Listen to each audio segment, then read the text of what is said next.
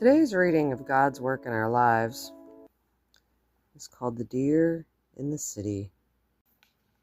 I'd once been an active man, a man who knew how to walk in the woods. Even in the dark, I could find my way to the wild brook where I'd be fishing by dawn, able to see deer come down from the mountain to drink. By 1980, these woodland days were over. For more than 15 years, I'd been confined to a wheelchair, a victim of crippling rheumatoid arthritis. I did my best to live a full life, and I still felt loved by God just the same. When November sporting season came around, it tended to be bitter. One November Saturday, a few old hunting buddies came over. The season wasn't due to open for a few days, but they were on their way to Clarks Valley just to scout for deer. They were all excited. They said they would see a deer for me. Thanks, I said, but I'd really like to see one myself. My buddies couldn't reply to that.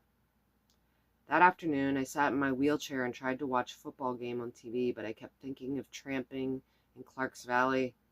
The game ended and I didn't even know who'd won. I closed my eyes and threw myself a pity party, wanting so badly to be out there where I could see a deer. At last, I reopened my eyes and looked at our picture window. There, on my lawn, staring straight into my eyes, stood the biggest buck I'd ever seen. I called to my wife. Ginny came running. She saw it too. The buck stared at me a moment longer, then loped silently away, his big rack spread wide like angel's wings, right here in Harrisburg, Pennsylvania's capital city.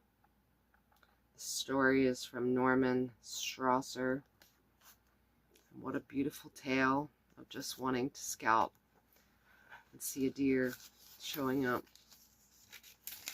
God's miracles, God's work in our lives. Those tender, beautiful mercies he sends that often we miss.